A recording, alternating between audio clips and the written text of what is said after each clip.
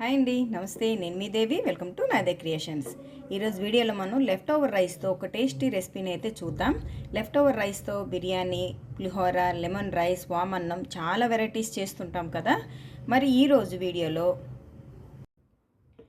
ఇలా పల్లీ రైస్ని ఎలా ప్రిపేర్ చేయాలో చూద్దాం. పల్లీల ఫ్లేవర్తో ఇదైతే చాలా బాగుంటుంది. మనం లెఫ్ట్ ఓవర్ రైస్తో చేసే అన్ని రెసిపీస్ కంటే ఇదైతే మాత్రం బెస్ట్ రెసిపీ అండి. ఖచ్చితంగా మీరు దీన్ని ట్రై చేయండి. మరి ఎంతో టేస్టీగా ఉండే ఈ పల్లీ రైస్ని ఎలా ప్రిపేర్ చేసుకోవాలో ఈరోజు మనం వీడియోలో చూసేద్దాం.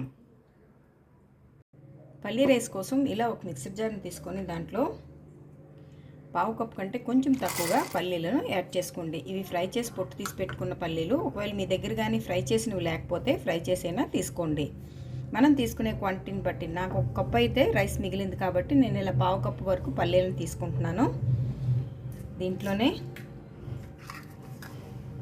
ఒక 4 వెల్లుల్లి రెబ్బలు, 2 ఎండుమిర్చి, కొద్దిగా జీలకర్ర, రైస్కి సరిపడినంతగా సాల్ట్ వేసేసి ఇప్పుడు వీటిని పౌడర్ చేసుకోవాలి. ఇలా పౌడర్ రెడీ అయిపోయింది. ఇప్పుడు దీన్ని పక్కన పెట్టేసుకొని ఇప్పుడు స్టవ్ మీద కడాయిలో 1 టేబుల్ స్పూన్ ఆయిల్ హీట్ అయిన తర్వాత దాంట్లో పోపు దినుసుల్ని యాడ్ చేసుకోవాలి. మినప్పప్పు, ఆవాలు, జీలకర్ర. ఈ పప్పులన్నీ మంచి కలర్ వచ్చేంత వరకు ఫ్రై చేయండి.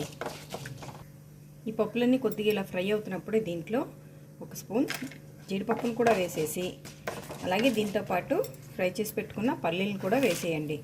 మధ్య మధ్యలో తగులుతుంటే పల్లీలు చాలా టేస్ట్గా ఉంటుంది, అలాగే జీడిపప్పు కూడా. ఇప్పుడు వీటిని మరికొద్దిసేపు ఫ్రై చేసేయండి. ఇవిలో మంచి కలర్లో ఫ్రై అయిన తర్వాత దీంట్లో ఫ్లేవర్ కోసం కొద్దిగా ఇంగువ, అలాగే కట్ చేసి పెట్టుకున్న ఒక పచ్చిమిర్చి, కరివేపాకు,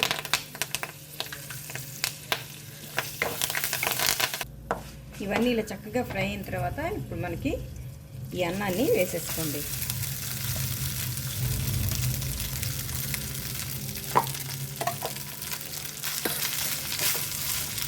ఇప్పుడు ఒకసారి బాగా మిక్స్ చేద్దాం. ఇలా కలిపేసుకున్న తర్వాత ఇందులో మనం రెడీ చేసి పెట్టుకున్న ఈ పల్లి పౌడర్ని వేసేసి మరొకసారి బాగా మిక్స్ చేసేయండి.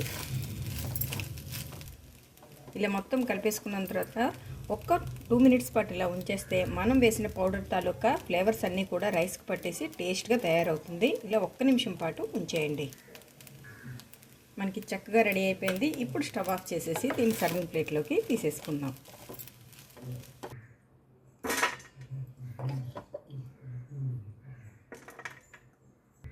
ఇలా సర్వింగ్ ప్లేట్లోకి తీసుకొని కొద్దిగా కరివేపాకుతో గార్నిష్ చేసుకుంటే ఎంతో టేస్టీగా పల్లీ రైస్ మనకి రెడీ అయిపోతుంది. ఈసారి లెఫ్ట్ ఓవర్ రైస్తో ఒక్కసారి ఈ రెసిపీని ట్రై చేసి చూడండి. చాలా నచ్చుతుంది మీ వాళ్ళందరికీ. మరి మీకు ఎలా వచ్చిందనేది, మీ వాళ్ళకి నచ్చిందా లేదా అనేది నాకు కామెంట్ సెక్షన్లో తెలియచేయండి. Thank you for watching.